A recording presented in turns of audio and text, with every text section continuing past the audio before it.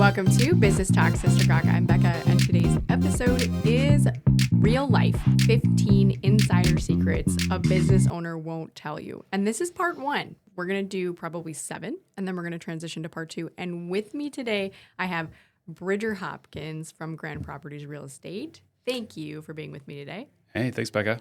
And you have heard Bridger on my podcast before.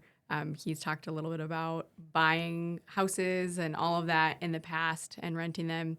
But now you're kind of off on a new venture. So tell us a little bit first about what you're into and why, because I've been kind of following along, but nobody else knows. Yeah, so thanks for visiting today. We're filming off location at Grand Properties. That's kind of fun. But yeah, I am a real estate professional working full time, helping people buy and sell real estate. And I made the transition to doing that full time just over a year ago. And so my background is mechanical engineering.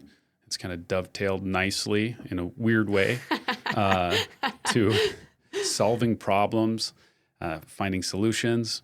But instead of machines, I get to work with people, which I've found I like a lot more. Yeah. Okay. So Bridger and I have been talking about this episode probably for like a couple years.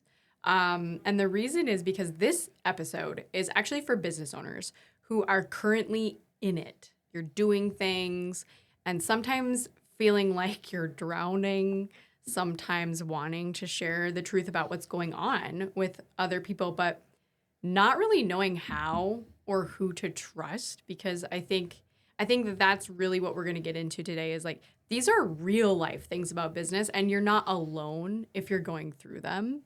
And so one of the things that I wanted to talk about, Bridger, could you tell me a little bit about like this number one, the first secret, like, are there few people that you can go to for advice?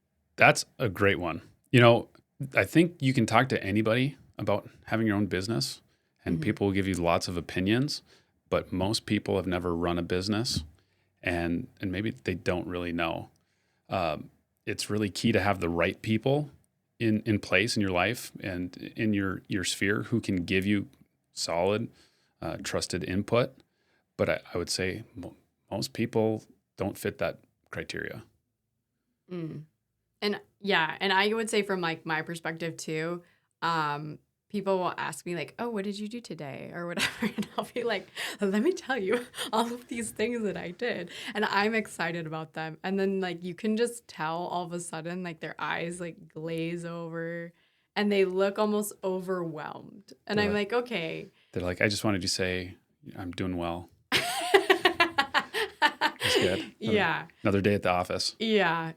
And then there's other people who are business owners where I know they're like crazy busy and I only reserve my calls for them when I have like compiled like a full list of things I want to ask them in rapid fire succession as fast as I possibly can like get them out of my mouth. Honestly, that's something that I didn't realize in the past either. Like call somebody and, you know, when I was doing business part-time, you know, call and ask questions and how are you doing? It's lackadaisical. Now it's like, I got to put it in my schedule.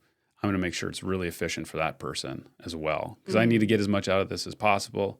I don't want to take up extra time. Yeah. Well, and that's the thing is if you know a really successful business owner, they usually have like expensive time.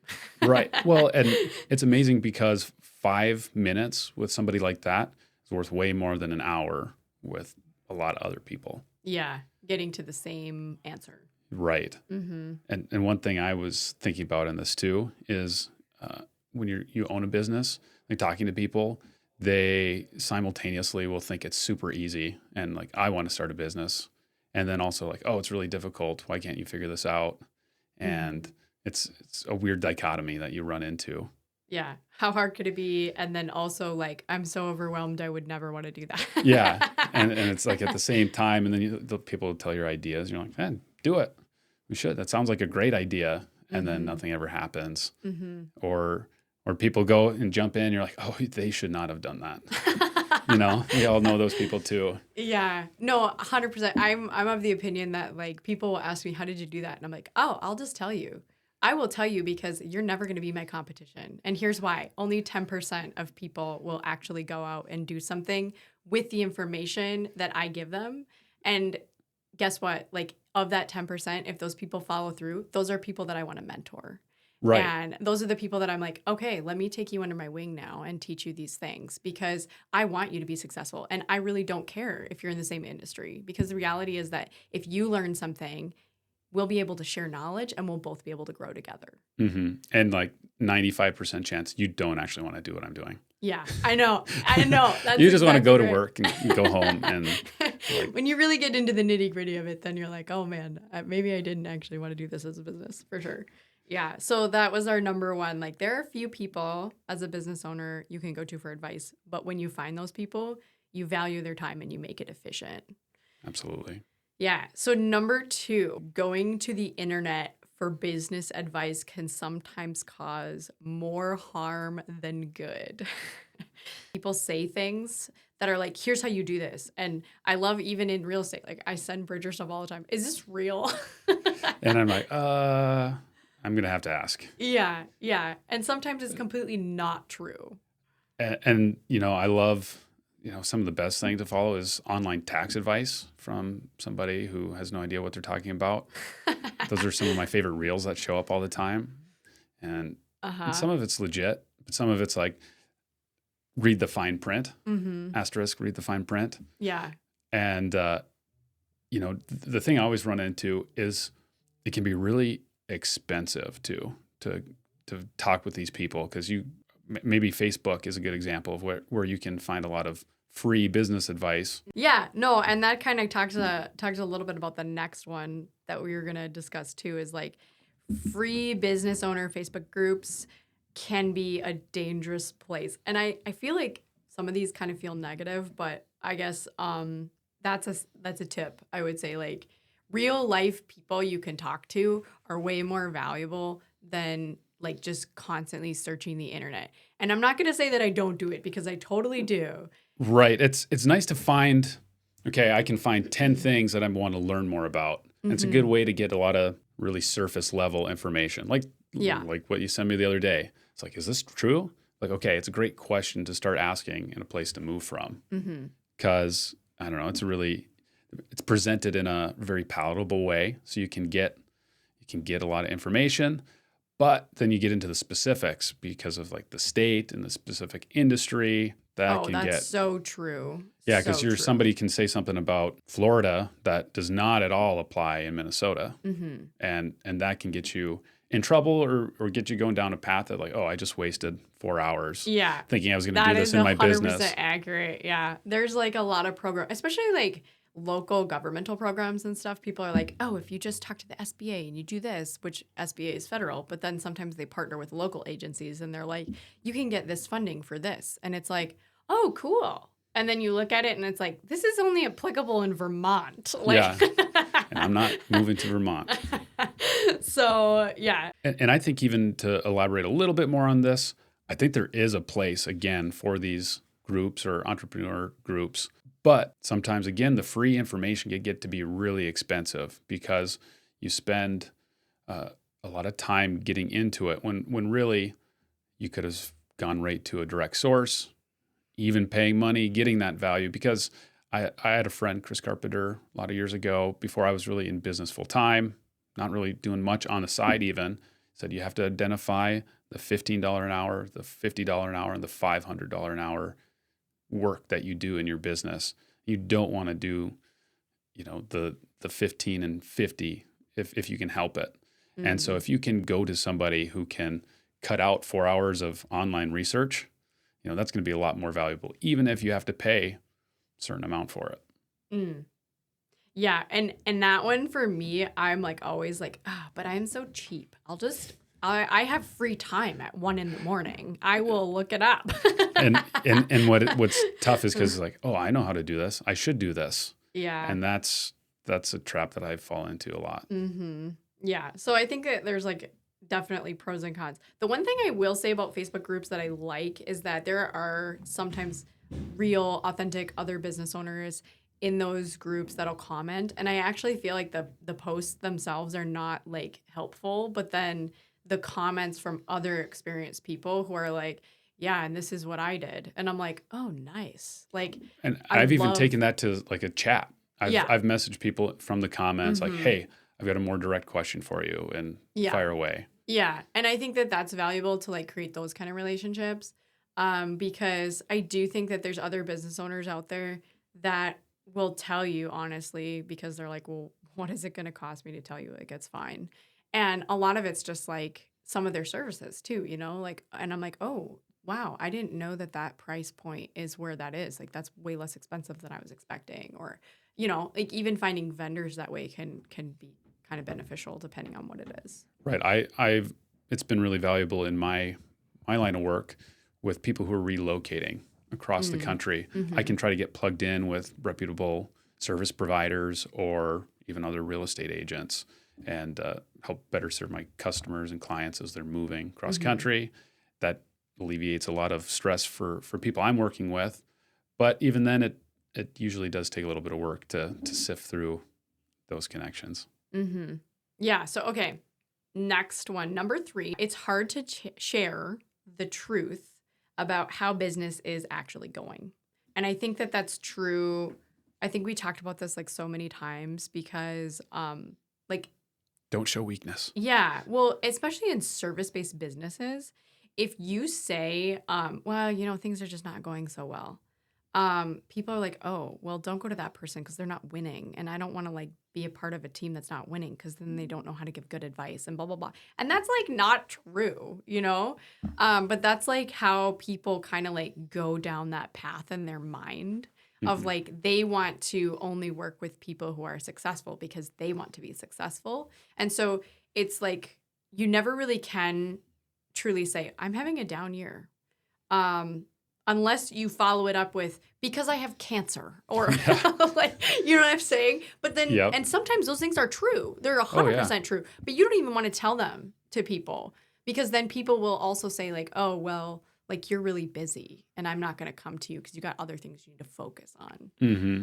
Well, and it's hard to want to share that with people, but it's even harder sometimes just personally to be maybe vulnerable in sharing that. And even it can go the other way too with like, how's business going? I'm so busy. Like it's really good. I'm like Mhm. drowning in work. And that can be perceived as a negative thing too. Like, oh, I don't want to work with them for Mhm. that reason too. Yeah, because they're Sometimes not going that's to have time for they're not going me. to have time for me. I'm going to pursue Mhm. something else. Uh, you know, and that's something that I try to figure out as well because busy isn't always either good too. Well, and even like I sometimes I am a little bit jealous of people who have like a W-2 job because like locally right now, you know, there was this really big mining layoff, like 630 some people got laid off from the mines. And there's just this like overwhelming like outpouring of support for these people. And they're like, yeah, I lost my job or like I don't have an income right now. And everyone's like, oh, okay. And they're trying to rally around those people, help them find jobs, like all this kind of stuff.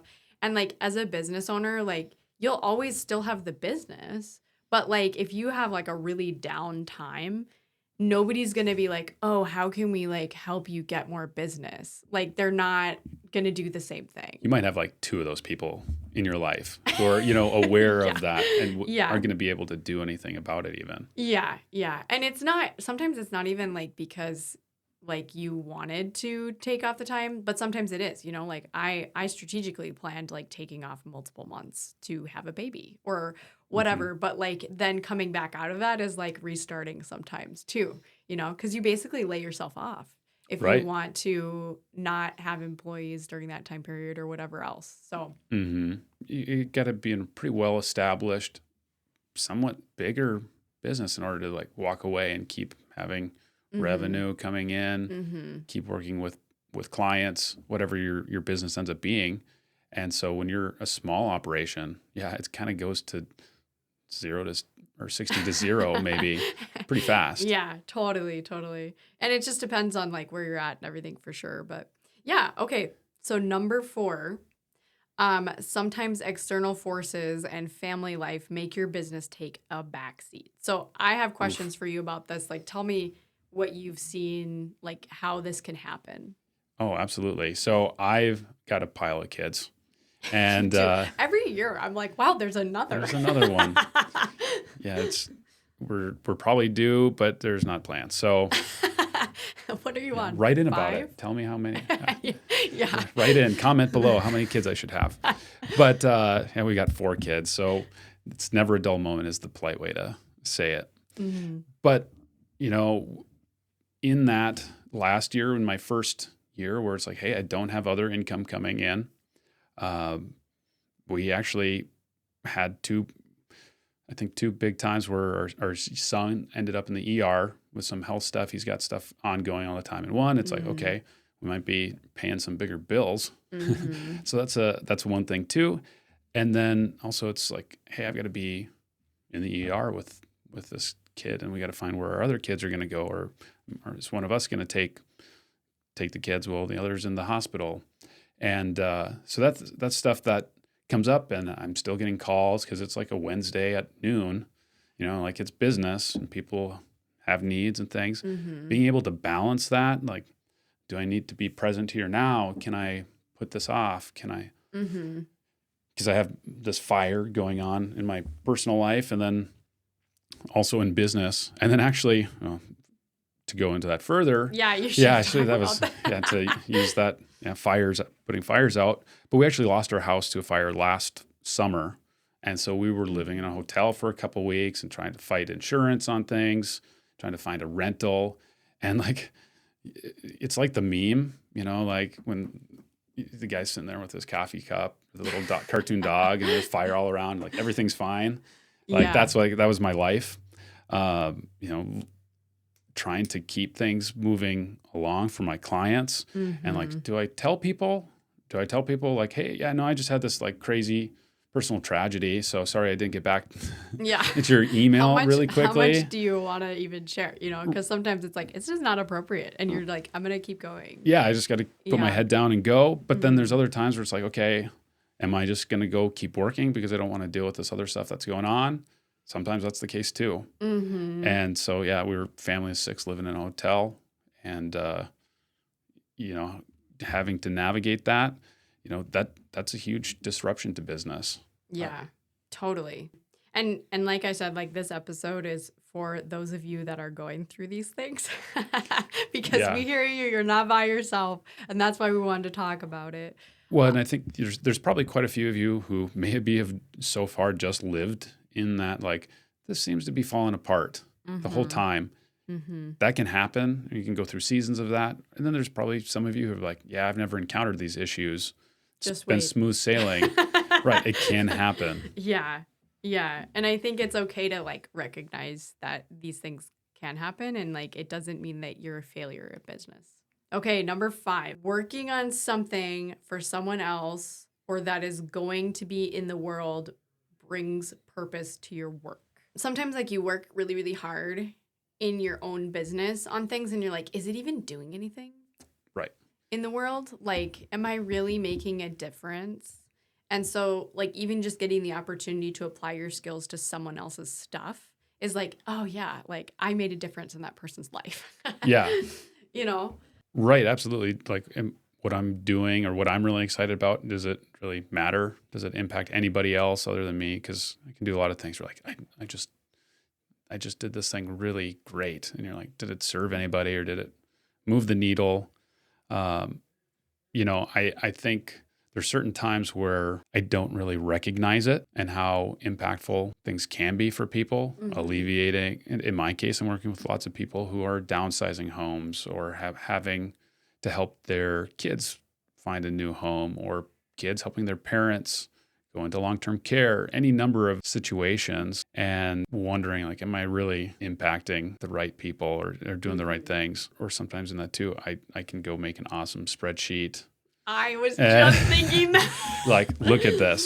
Look at this. This is like, Yeah. This is forecasting everything. I can keep, like, I'm learning so much from my spreadsheet, but really, did I accomplish anything with this? Is it really impacting people better? Because again, both of us being in kind of service-based businesses, we need to impact people we're working with. And sometimes I know I get bogged down in the stuff like, oh, I should do this. We're sitting in a little studio that I put together. Yeah, just put a lot of time, really fantastic, actually. Put a lot of time into it, but I haven't really utilized it. Yeah. And it's been a couple of months. And so it's like, well, should I have been doing that at that time? Mm-hmm. Maybe mm-hmm. not. Maybe is it pointing to something that I've not been doing that I need to be doing? Probably that too. Yeah, but just having something out in the world, like it makes me feel like when somebody can come back to me and be like, wow, I used that mug and I love it. I'm like, great, that's awesome. It just makes my day, to like actually have someone have regular joy in something that I've done. It is kind of fun. Yeah. Okay, number 6. Social media is not all about the numbers on the post. Okay, what do you think of this one? Okay, so I did write down a few thoughts on this, but I am not a social media influencer, and I have to tell myself that because sometimes I get sidetracked. Because you're like, how do I do this? Ooh, I can spend the next 4 hours making a really cool reel that'll get 3,000 views, which is kind of fun. Mm-hmm. You hit the dopamine hit kind of thing. Mm. But I need to, because it can get caught into that feeding the algorithm, trying to get those views, get the engagement. But I always have to remember too that realistically, who am I serving? Because if I just go make a post that I want to get a lot of views on, especially reels, that's a different thing than focusing on who I want to help, who I want to work with, who I'm going to be serving. Because realistically, in my business, real estate is pretty hyper local. You're talking about people referrals, really it's people word of mouth, people who know you, like you, trust you, and want to do business with you. And like 4,000 people across the whole world viewing a funny reel that I did that does maybe share a little bit of important information and is helpful, but is that really serving my people? No, probably not.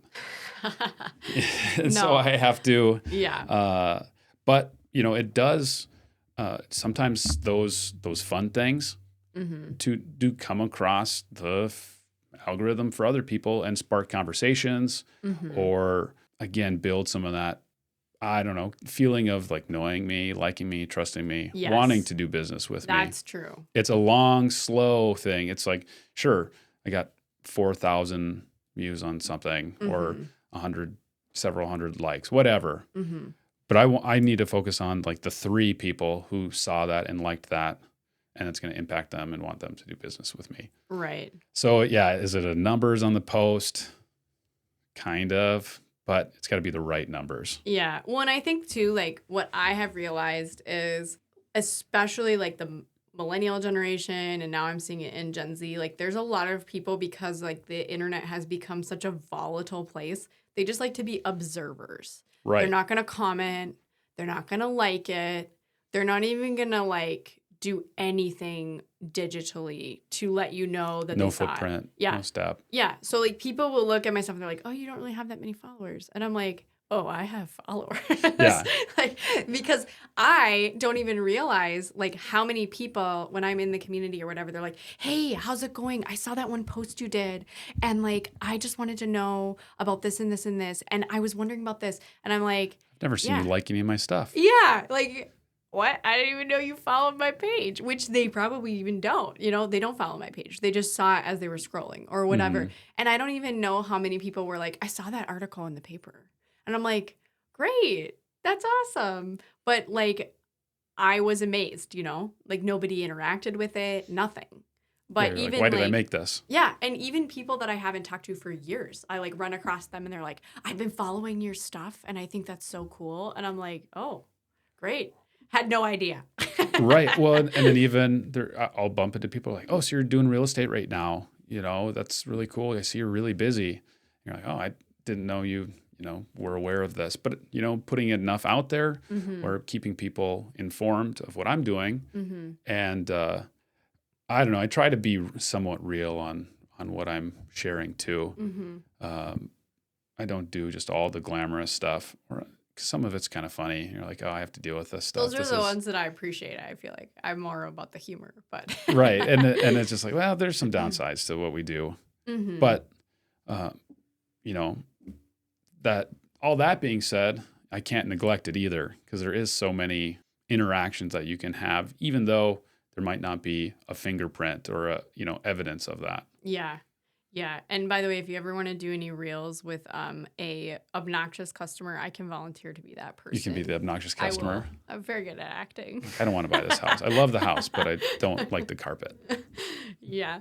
Okay. Number 7. I think we should end with this one. So all the people on the internet posting fun, relaxing pictures of them and their families, claiming that their lifestyle can be yours.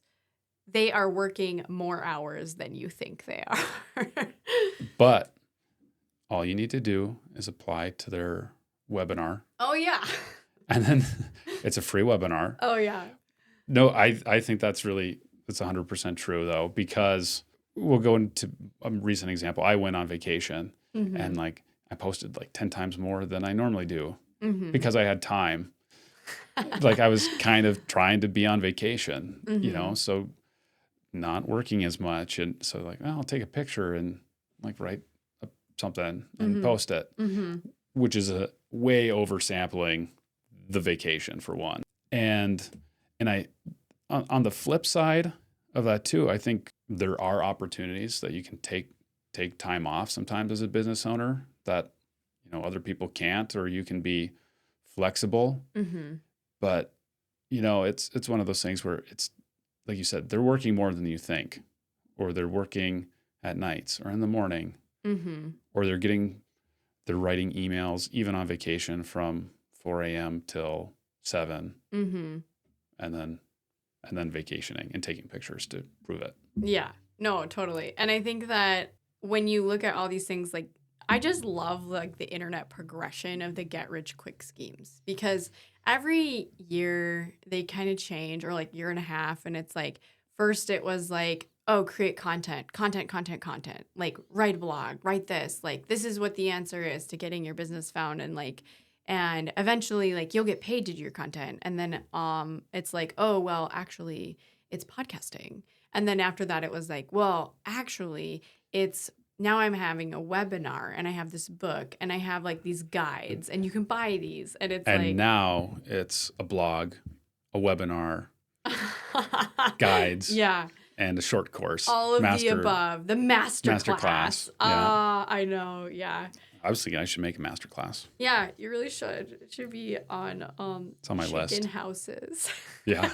It's on my list. It's actually amazing how many people will download my plans for this wood project I made. I'm good for you. Yeah. Yeah. Okay, so with that being said, I want to make sure people realize that people aren't going to tell you that, but they are working, or they have an entire team in India answering your questions for you. But they're paying for those things and they're setting them up. And I know that people say, oh, AI, that's the other new one. Use AI to do all these things. Leverage AI. Yeah. Or all of these script prompts are going to help you. And it's yeah, but you still have to work. It's not all just done for you all the time. And if it is, you're building something that's not trustworthy long term. Right. And even what we're seeing, maybe these people are now almost vacationing all the time, but you don't see what they did up to that, because it wasn't a 40-hour work week. Get there. It probably wasn't a 60-hour work week to get to that point. And it probably wasn't for 3 months either. Yeah. Okay, so we're going to transition to the gawk portion of this episode, because I honestly haven't been checking the time. But first, Bridger, tell us where people can find you. You can find me on Facebook, Instagram, Bridger Hopkins Grand Properties. You can find me with my business site. We're going to be rolling out some other stuff here before long, so you'll have to follow me to stay tuned. Okay. I hope there's more comedy in store. Yeah, there probably will be. Yeah, okay, so the question was what's the worst thing, a worst business idea you ever had? And then I remembered, yeah, I have one. When you talk to somebody else who's running a business and you're wow, that's so cool, I want to do that too. And then you try to do it and you're man, I just do not have the experience or knowledge. This happened with Bridger and I. This is a long time ago now. Yeah, and I know we've talked about this a little bit with your chicken business. Yeah, it's like 18 years ago now. Oh, my word. Ish. Wow, we're getting older. Yeah. Okay.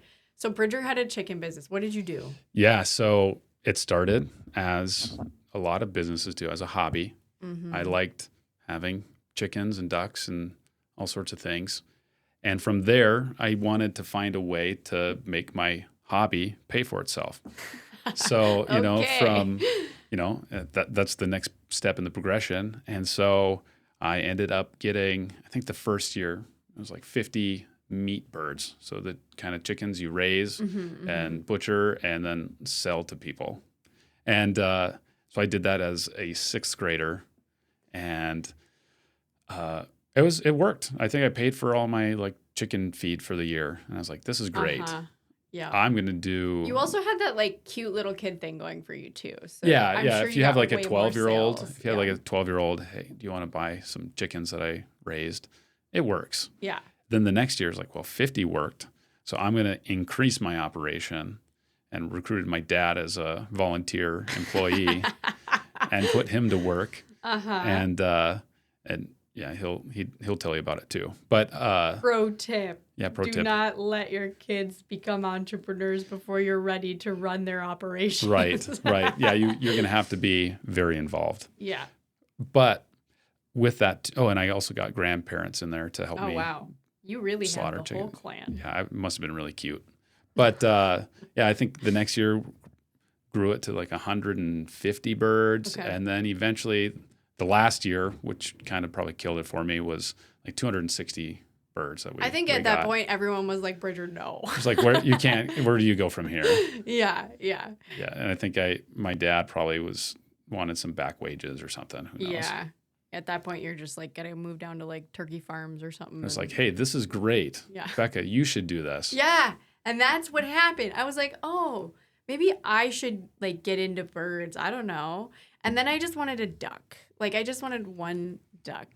And then I bought a duck, I think it was. And then you were like, no. You can't just have one duck. Like it'll die. Yeah. And I was like, what? Yeah, ducks need at least one more duck. Yeah. So then you you had a duck too, I think. You had like one duck. I probably had a spare. Yeah. I don't remember what exactly happened. But then we went from one duck to the 2 ducks. And then like we had to go get feed at the store. And then there was another duck like by itself. And you're like, ducks can't be alone. My dad. Yeah. You're like, I know this. Bridger told me. No. Like my whole family is like in despair at the store. Like we can't leave this duck alone. No ducks left behind. It will die. So then it ended up being 3 ducks. I don't know how we got there, but I think there was a 4th duck somewhere. I have no idea. Found one. I don't know. Anyways, so we built this like pen for it, whatever. I'm like, I'm going to do this. I'm not a very good farmer. I'm not. And like one day they just bit a hole in the fence. And then in the morning they were gone. And I never saw them again. See, had I been smart, I would have done that. That was like the intro. And then I would have sold the webinar after that. The master class. Yeah. You saw the like intro. Yeah, you're right. You're like, I can do this. Anybody can do this. $99 for the master class. I should have been doing this years ago. Oh, you're right. Missed opportunity. Well, it was the worst business idea, but it could have been the best. If only you had created the content. Right. Yeah. So the moral of the story is just create more content, everyone. Especially if you're going to sell your friends on your business idea. It's kind of like an MLM. You just go, oh, yeah. And if you want to do this too, I already created a guide you can download. It's kind of like parenting too. Like, no, you should definitely have kids. It's so fun. That's a whole nother sales pitch. Okay, well, thank you for joining us on this episode. It probably was a lot longer than I anticipated, but I enjoyed it. And we hope you did too. So if you did, you can give it a review on wherever you are listening, whether it's YouTube, Spotify. Anyways, we'll talk to you in the next episode. So starting on number 8 in the next episode.